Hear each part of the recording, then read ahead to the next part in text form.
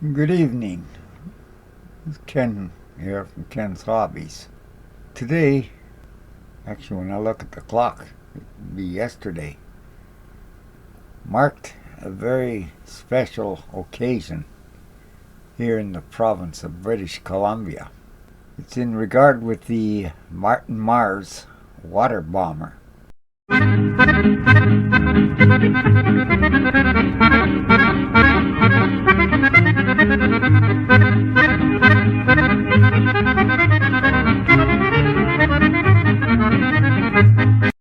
So I decided I'm going to make a short video here honoring the Martin Mars at its arrival.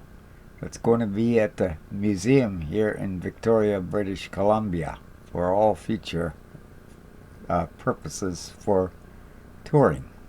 Something BC can be very proud of for its history plus its services and what its capabilities were.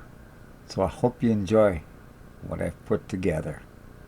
Has it been forgotten? Has it been abandoned? Has it been lost to time? What was once the largest thing to fly in the sky and the most powerful is now here. Do we need to remember it? Do we need to rescue it? The mighty Martin Mars saved BC. Should now BC save the Mars? She was built for the U.S. Navy in the 1940s and converted into the world's largest water bomber in 1956. A proud plane that has inspired awe in whoever saw her fly, including a young Wayne Coulson. Good morning, everybody. I think this is the best backdrop I've ever had. The original intent was for these water bombers to protect the timberlands on the west coast of Vancouver Island. And yet the transformation of these aircrafts made them the biggest firefighting aircraft worldwide. There are only two Martin Mars water bombers remaining in existence. The one over to my right and the one behind me, the Hawaiian Martin Mars water bomber. Our government is so excited and proud to be providing $250,000 to support the final journey of this water bomber. Need to get it ready for transport and flying again would be probably several months maybe of maintenance. I think mainly on the engines, need to have some work done on them, and I think from there it sounds like it might be ready to be certified for flight, and then I guess flown down to Victoria and ready to be stored in the museum. They've always been based here on Vancouver Island, and it is good to see that the Hawaii Mars will be staying on the island where it has operated from for over 50 years. In doing so, became one of the most iconic aircraft in Canadian aviation history, instantly recognizable for its ability to put out a forest fire in a single pass. And I said, really? I said, Wayne, what if I come up there? We just connected over the plane. What if I come up there? We'll start the talk. Let's figure this out. He goes, great. Be in my office on Friday at 10:30. Hung up. Okay. Called the museum back. Okay, it's Richard again. You don't know who I am. Not connected to you, but I got a meeting on Friday. Should somebody come with me? They're like, what? What? Had this great meeting with Wayne. Saw that he really did want this plane to stay. And all the way back, we planned it, and they said, you're the project leader. You're crazy enough to take this on. You're the guy. Go back to where they started in BC. You know, they first landed at the Victoria Airport. So at the end of the day, that's kind of fitting. I think it's tremendous. I think the history of the province with these aircraft and what it's done for the aircraft and the people, it's be amazing. Well, if it can be put in a place where people are still going to be able to benefit from the story of the Mars, that's fantastic. And if Pat Bay is the place that it can happen, that's even better. It was great to get to fly it. You know, I never thought I'd ever do that, let alone do it again. There's going to be probably 5 of us. It takes 3 engineers and a couple of pilots. And it's good, yeah, it's great. I'm looking forward to it. It's going to be exciting. The final flight, the blockbuster weekend. It will be in fall of 2024.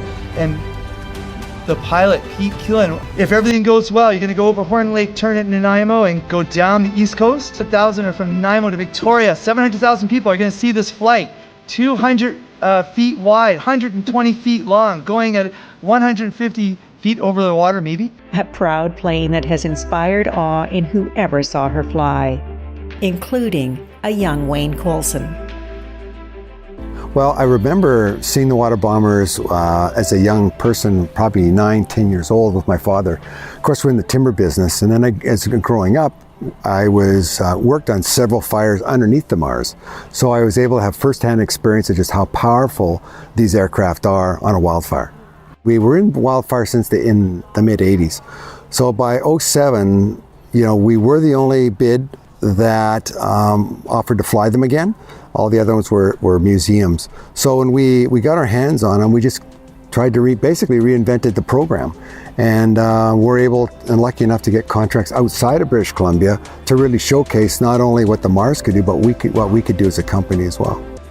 During these last few weeks on Sproat Lake, a lucky few have been aboard the Hawaiian Mars as she taxis, running up the engines and testing systems.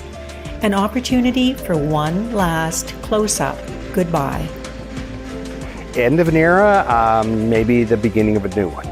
That's really tough for our family because, we like everybody else have fell in love with the airplane. It's going to be a sad day for us, but we did find a home that they would be loved in perpetuity. And what more can we ask? And we spent a big chunk of my life in the world trying to find a home for these aircraft. So we're so pleased that we have one going to the province of British Columbia and one going to the Pima Air Museum. And both great homes, and people will really enjoy these airplanes because they really had two lives. One with the U.S. military after the bombing of Pearl Harbor, where these aircraft, they both supported the Hawaiian Islands for over a decade before they became water bombers. So both lives that they've had is amazing. And the fact that we could place one in Canada, in a province, and one in the United States is just amazing for the airplanes. It's the best ending to this chapter. We got to ride this to the end of its era, but it created the new era. And so the Mars will live on in our future because it was our first aircraft that started the philosophy, the concept, the speed and force and the volume is king. And we built our whole business on that. And that's why we're so successful as a company, because of what the Mars taught us over the years.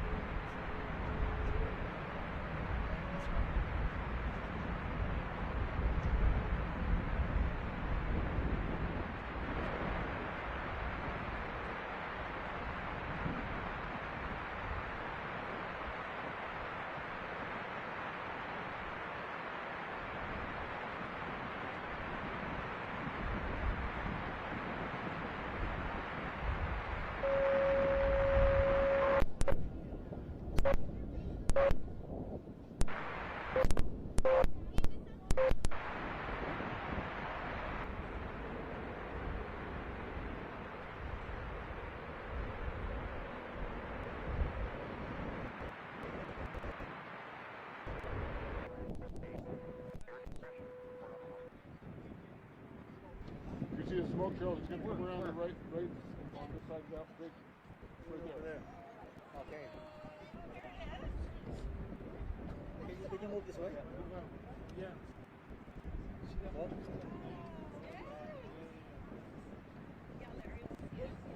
water bomb.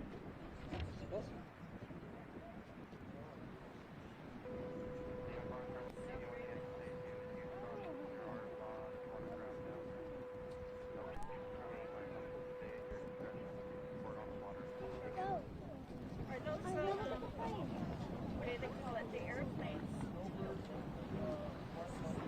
It's the snowbirds.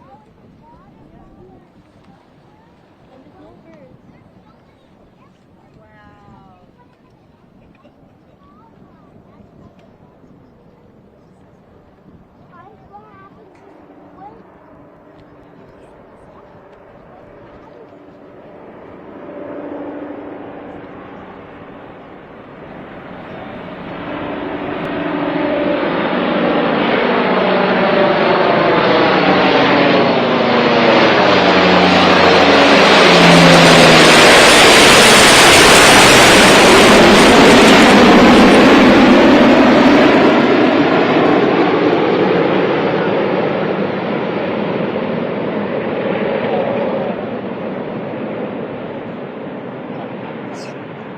Excuse me. Excuse me. Oh, sure.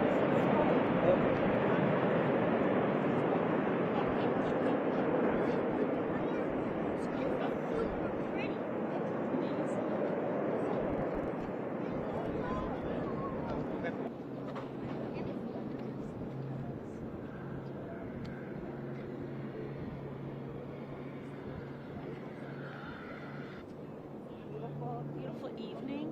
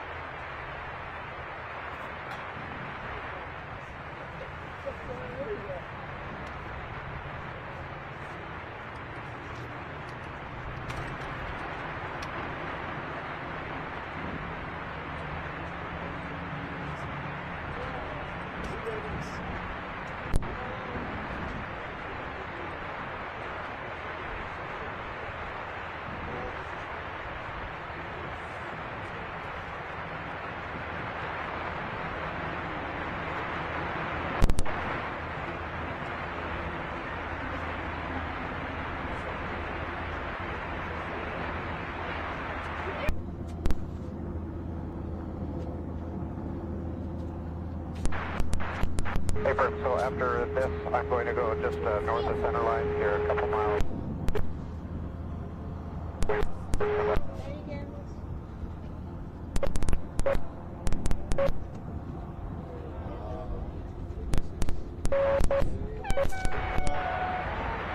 Okay, I copy that.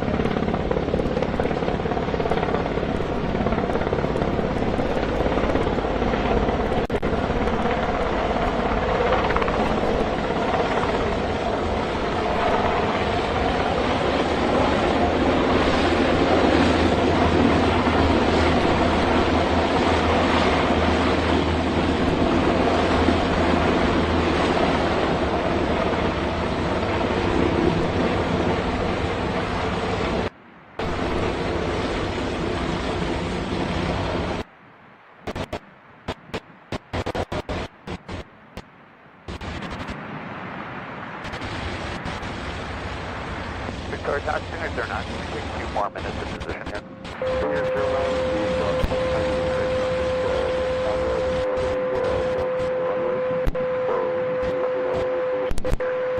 Roger, we'll advise when we're ready to land.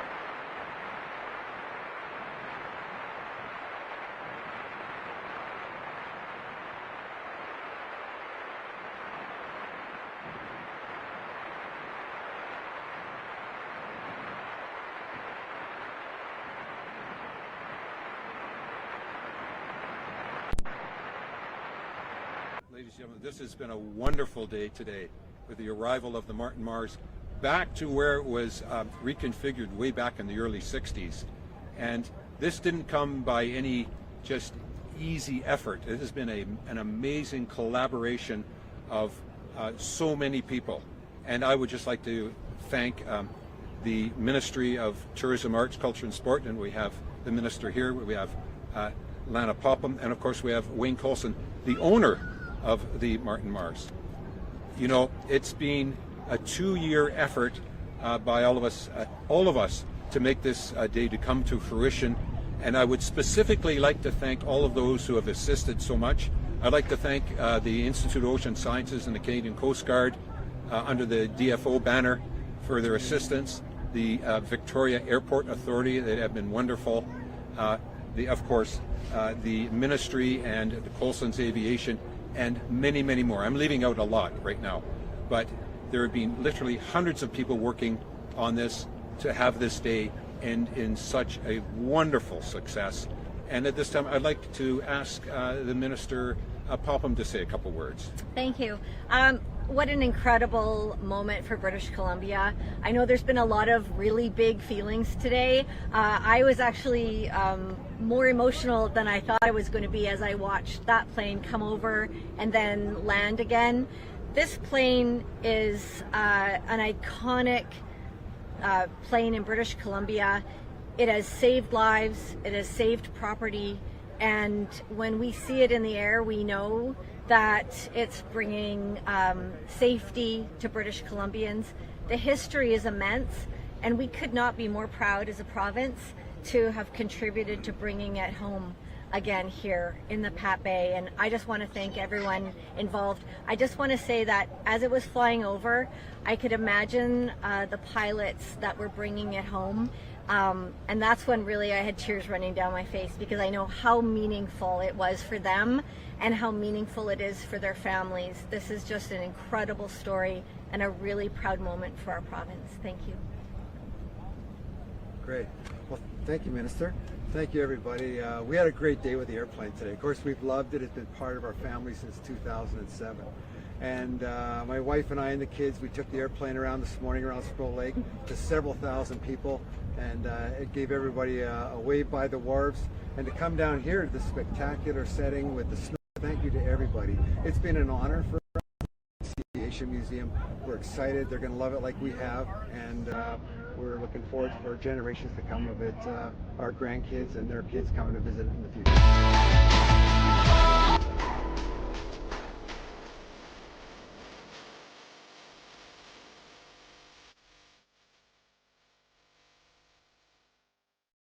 Thank you.